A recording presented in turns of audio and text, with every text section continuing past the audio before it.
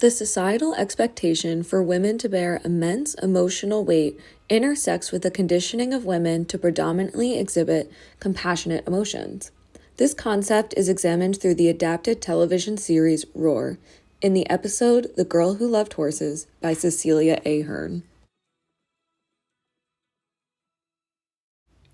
After Jane's father is murdered by Silas McCall, she embarks on a quest for revenge, accompanied by her childhood friend Millie. Through Millie's friendship, Jane overcomes her desire to kill Silas, and instead finds a way to fool him into giving them back her father's horse, which desperately meant a lot to Jane. Through the dichotomy within their friendship, it highlights the conditioned patriarchal norms that were embedded into society for women.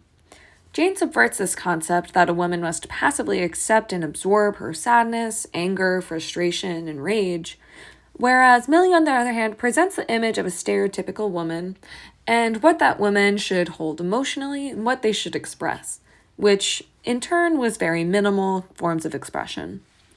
In the final episode of Roar, it illustrates how female creativity can be used against violence through the unlikely friendship of Jane, the orphan daughter, and Millie, the daughter of a preacher. The episode further depicts women utilizing their agency to autonomously express their full range of emotions, rather than being forced to absorb the trauma and simply carry on. The only other female character the viewer engages with is Millie, who is presented as a character for conditioned, stereotypical women.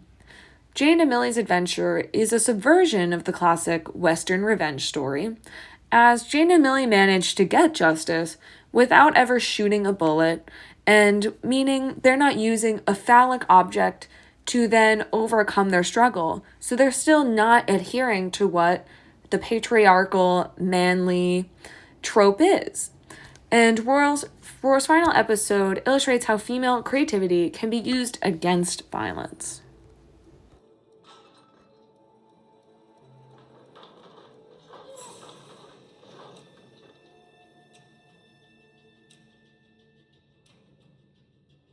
The costuming is essential in acknowledging Jane as the opposition towards the notion that women must emotionally handle their trauma and further show compassion towards undeserving scenarios. For example, Jane being suggested to understand why someone seemingly out of nowhere shot her father and must calmly accept that the man did this out of self-defense. In this way, Jane, from the start, is showing that she will not roll over to societal suggestions of how to feel. Additionally, Jane wears distinctly manly clothing from the very first scene of the episode. Although she is wearing a long dress, she is persistently shown with dirt on her face or body, and her dress is a matching shade of beige. Then, Millie is wearing a classy and fluffy lilac dress. Towards the end of the clip, Millie asks about Jane's new outfit and new hair, and question if it's a disguise or part of the mourning process, almost entirely disregarding that something a woman could wear is more masculine, and that maybe they are not allowed to wear this kind of outfit. Laura Mulvey writes about the effects of women dressing in a more masculine attire in her essay Visual Pleasures and Narrative Cinema. She contends that the conventional power dynamic of the male gaze is upset and disrupted by women dressed in manly attire. This is due to the, quote, first gopophilic arise from pleasure in using another person as an object of sexual stimulation through sight. And this is found on page 5. When this pleasurable look is stripped from the male gaze and women defy these societal norms, it is established that those gender roles are broken and these women are seen as some form of deviant or less womanlike, when in reality, they're being their most womanly self and owning their full range of emotions and identities. They're making fun of you. Wait, Jane, no, please. Don't do this. You're gonna regret it for the rest of your life. It's going to be a stain on your soul. It's stupid and evil, and you'll never be able to get into heaven with me and everyone else we know. Also, I think they'll hang you. Stay here. Watch my horse. When women show their emotions in Western cinema, they're often portrayed as illogical and conform to traditional gender roles. These representations have the potential to perpetuate gender biases and limit the image of women as multifaceted beings by supporting the notion that women are more emotional and illogical than their male counterparts. This is seen in Jane's case, where the man who told her about her father's passing appears to be emotionless and in control of his feelings, despite the fact that Jane's father was the one who was killed, and Jane, the woman in this scenario, is shown to be overreacting by wishing to get revenge. When female characters in Western films communicate their feelings, they're often depicted as excessively dramatic, irrational, hysterical. These particularly happen during times of conflict or pain. And the idea that women are inherently unstable due to their emotions may be strengthened if they're portrayed as incapable of controlling their feelings or making defensible choices.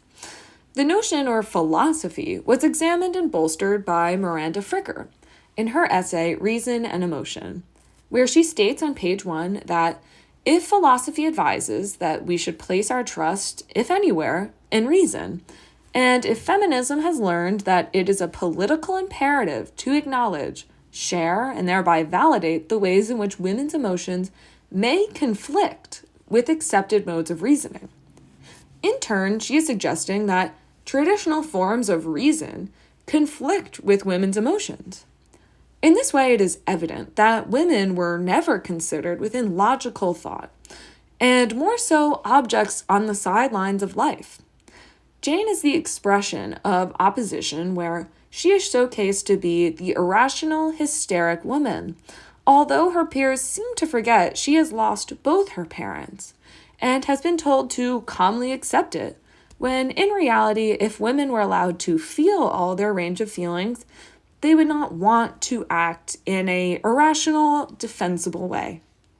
In this scene, the idea of a stereotypical woman is pushed to the forefront when Millie feels as though she could not return home after Jane wielded her gun at the saloon and outwardly states the gendered roles she must have to return to without any form of enthusiasm. Go back. I'm sure your parents will understand. Are you kidding? Do you know what they would do if they found out I robbed a saloon at gunpoint? I robbed a saloon at gunpoint. You're my unwitting accomplice. Well, if I do go back home, I have to babysit my 7 brothers and sisters. I have to help with cooking and the cleaning and setting up the church. I have to find a husband. In many films, these tropes are shown without much resistance from women as they understand or internally accept the conditioning that they cannot escape the reality they're a part of. In turn, films that depict women's range of emotions or opposition towards the patriarchal norms are described as women's films, which implies that, quote, women, and therefore women's emotional problems, are of minor significance. A film that focuses on male relationships is not pejoratively dubbed a man's film. Indeed, this term, when it is used, confers, like a man's man, an image of brute strength, end quote, which is presented on page 1 of Molly Haskins' The Woman's Film. Haskins confirms the notion that films push the narrative that women must hold an extreme amount of responsibilities without any complaints and further show compassion towards their male counterparts, even if the woman holds the majority of household tasks.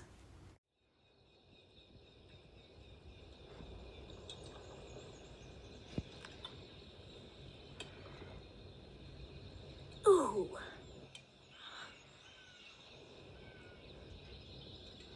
Isn't it weird how when girls are little, they're all obsessed with horses? And they grow up, and they're just supposed to be in the kitchen with children.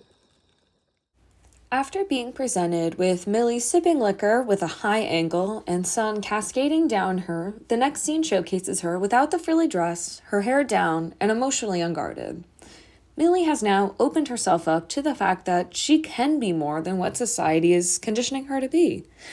And she's finally able to at least recognize within herself that maybe she wants more than the life that she's forced to accept. No, I'm disappointed in you. Going around murdering people. caring more about people fearing you than being a good father. Well, that's just being a man. It's what men do. Do all men sleep with their brothers' wives? How do you know about that? Don't blame me. I'm just the messenger. Mary. I remember her.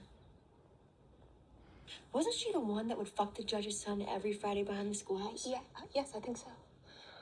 She would orgasm so loud the whole class would hear. The idea that women should handle a multitude of tasks and do it without hesitation or complaints is reworked by Bell Hook's essay, The Oppositional Gaze, where she states that reclaiming control over one's own representation is a fundamental component of this gaze, and adopting the oppositional gaze means that women express their subjectivity and agency rather than being reduced to passive objects of the male gaze. So by claiming their own viewpoints, goals, and realities, women are able to rebel against society's attempts to dictate and control their identities and experiences. The oppositional gaze challenges the objectifying and marginalization of women by providing alternate viewpoints and narratives that focus on the experiences, voices, and agency of women. The reclamation of power, agency, and autonomy is presented in the scene in which Jane confronts her father's killer, and again, the gendered emotional norms come into play as Silas states that men must be feared, and Jane retorts by talking about his daughter's sex life. This talk about orgasming was extremely taboo during this time period, but so powerful in the ultimate quest towards opposition and autonomous agency. While the episode concludes with Jane acquiring her father's horse and Millie claiming her oppositional gaze and working with Jane to creatively fool Silas. The saturation is vivid as now both women mount the horses and ride off together as the music is now jovial and almost exuding a notion of acceptance. Both of them riding off together implies and suggests a feeling of freedom, as they both have been able to recognize femininity as more than just emotionless passivity, but now as something that is utterly their own.